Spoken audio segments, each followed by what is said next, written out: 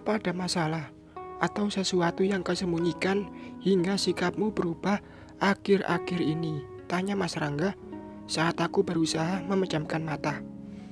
Wangi sabun masih menguar dari tubuhnya yang baru saja selesai mandi.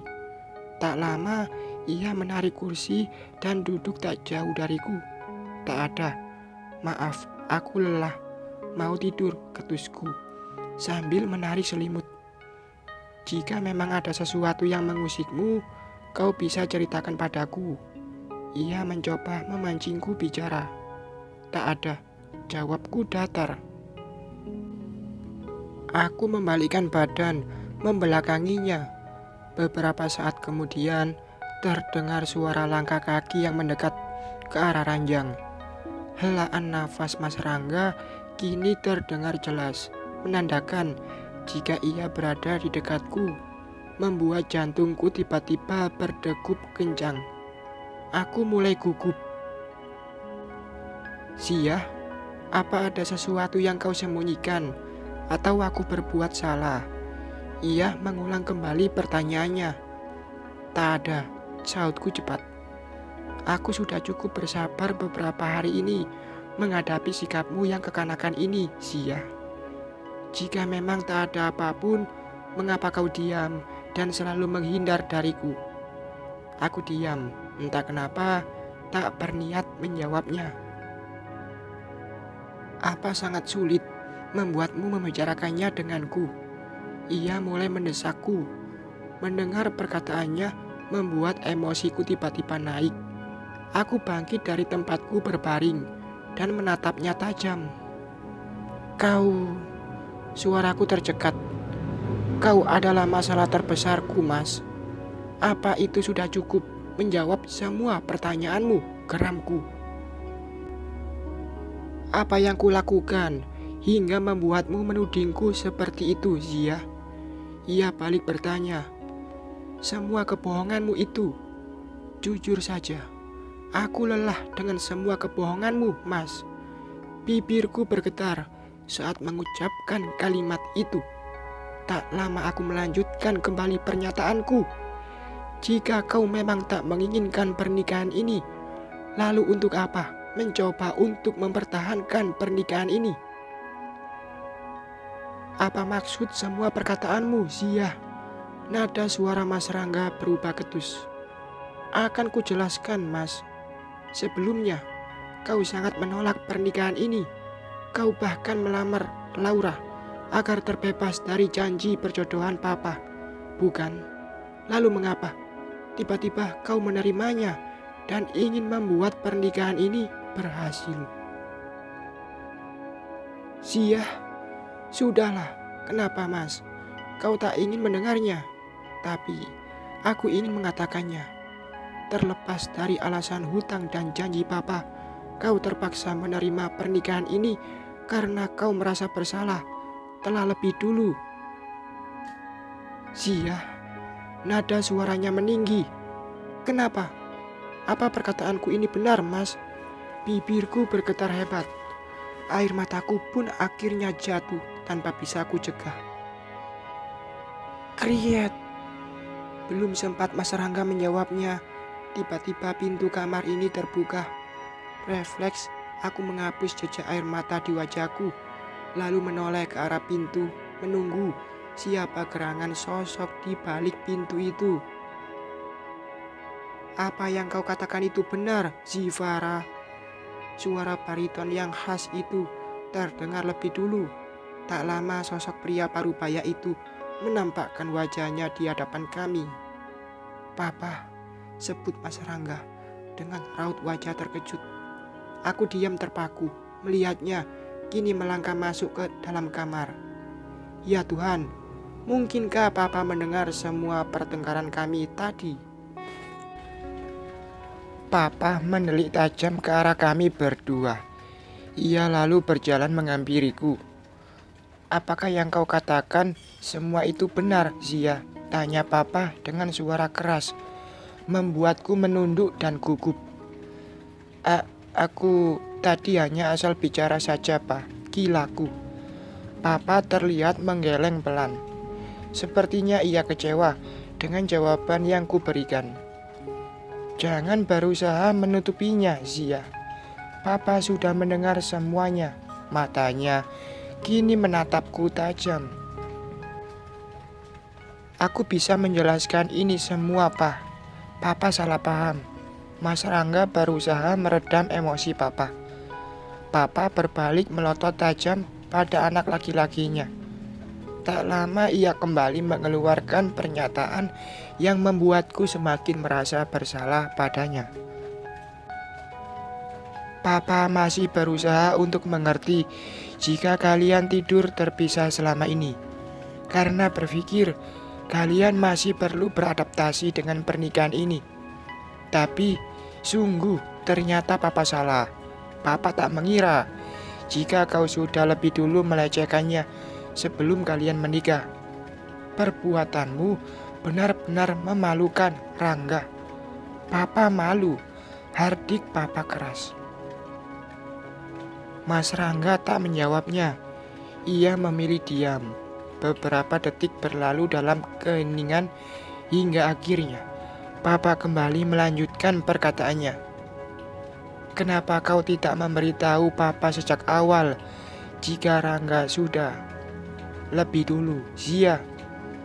Kau membuat pria tua ini semakin tak punya muka, ucapnya dengan suara parau. Papa lalu terduduk di sofa, bahunya terlihat berguncang.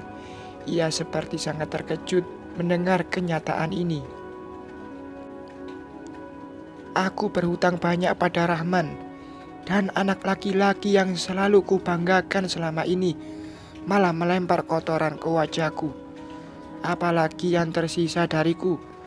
Ucapan Papa terdengar lirih, lalu mengusap kasar wajah dengan kedua tangannya. Mas Rangga tak membantah Papa.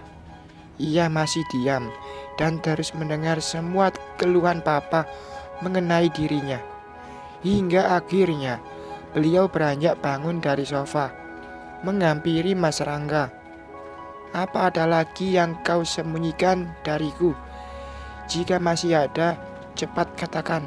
Murka Papa pada anak laki-laki kesayangannya itu.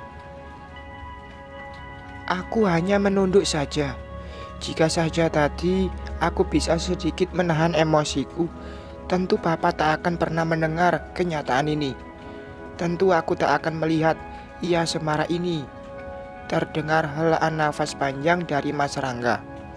Tak lama ia mendekat ke arah Papa, membantunya duduk kembali di sofa, lalu duduk bersimpu di hadapannya. Semua yang dikatakan oleh Zia itu benar, Pak. Aku mengakui sudah lebih dulu, sebelum ia datang ke rumah kita untuk pertama kali. Papa masih ingat bagaimana reaksi Zia waktu itu. Bukankah ia menolak tegas pernikahan ini? Itu karena ia tahu bahwa aku adalah pria brengsek yang pernah. Jelas, Mas Rangga. Papa tak habis pikir, kenapa kau bisa sebejat itu, Rangga? Geram Papa. Aku melakukannya di luar kesadaranku, Pak. Malam itu, aku tidak sadar saat melakukan hal terkutuk itu pada Zia. Terang Mas Rangga lirih. Papa tertunduk, matanya terlihat mulai berkaca-kaca. Aku mencoba mendekat, menghampirinya. Maafkan aku, Pak. Jika Papa harus mendengar kenyataan ini, sesalku menunduk di hadapannya. Ini bukan salahmu, Nak. Tak perlu minta maaf. Papa menatapku sendu. Maaf, Papa mau istirahat saja. Kepala Papa terus berdenyut memikirkan semua ini. Dan kau, Rangga, Papa menunggu penjelasanmu mengenai semua ini. Besok kita akan bicarakan masalah ini, sahut Papa memutar bola mata ke arahnya sambil memijit kepalanya yang terasa berdenyut. Papa bangkit dan mulai berjalan meninggalkan kamar kami. Namun sebelum pergi ia masih menyempatkan diri meminta maaf lagi padaku. Tolong maafkan Papa, Cak Ayu. Papa rasanya sudah tak punya muka lagi. Meski itu sekedar bertemu denganmu. Liri Papa. Aku menatap nanar Papa yang melangkah keluar dari kamar kami, lalu memejamkan sejenak mataku, mencoba mengembalikan kewarasanku kembali. Semoga semuanya akan baik-baik saja. Semoga penjelasan Mas Rangga bisa membuat Papa mengerti, harapku. Pertengkaran dengan Mas Rangga beberapa hari lalu membuat hubungan kami kian memburuk. Mas Rangga tak kunjung memberikan penjelasan kenapa ia membohongiku. Demi menjaga emosi dan perasaan, aku sengaja memilih diam dan menghindarinya. Papa dan Mas Rangga sudah saling bicara. Meski Mas Rangga sudah menjelaskan alasan mengapa ia bisa sampai bertindak seburuk itu padaku. Entah mengapa, Papa masih tetap merasa bersalah. Ia merasa seperti mengkhianati bapakku. Aku tak mengerti bagaimana kabar ini bisa sampai pada Mbak Soraya. Kakak perempuan Mas Rangga itu akhirnya tahu kejadian di rumah ini. Karena beberapa hari setelah pertengkaran itu, Mbak Soraya mampir ke rumah, meminta pembenaran kejadian itu padaku. Kurasa mungkin saja Papa yang menghubunginya dan menceritakan tentang semua yang didengarnya, atau mungkin juga dari salah satu mulut pelayan di rumah ini. Dengan alasan kesehatan Papa, Mbak Soraya akhirnya berhasil membujuk Papa untuk check up sekaligus berlibur ke Singapura. Biarkan mereka menyelesaikan masalah mereka sendiri. Beri mereka waktu, Pak. Bagaimanapun juga, kita tak berhak ikut campur. Itu rumah tangga mereka, tegas Mbak Soraya yang ku dengar setelah pamit padaku mengantar Papa ke bandara. Papa mengerti, Soraya. Tolong bantu Papa, nak. Jaga mereka berdua selagi Papa di Singapura. Dan terima kasih, kau masih mau mengurusi kami dengan baik. Jangan khawatirkan mereka. Mereka berdua bukan anak kecil. Aku yakin semua akan baik-baik saja. Jelas terdengar pembicaraan Papa dan Mbak Soraya. Aku senang.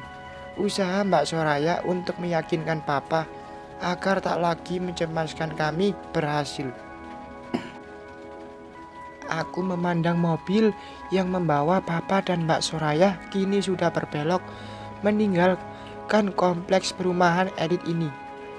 Ada rasa sesak di dada saat melihat kesedihan di wajah Papa. Bersambung.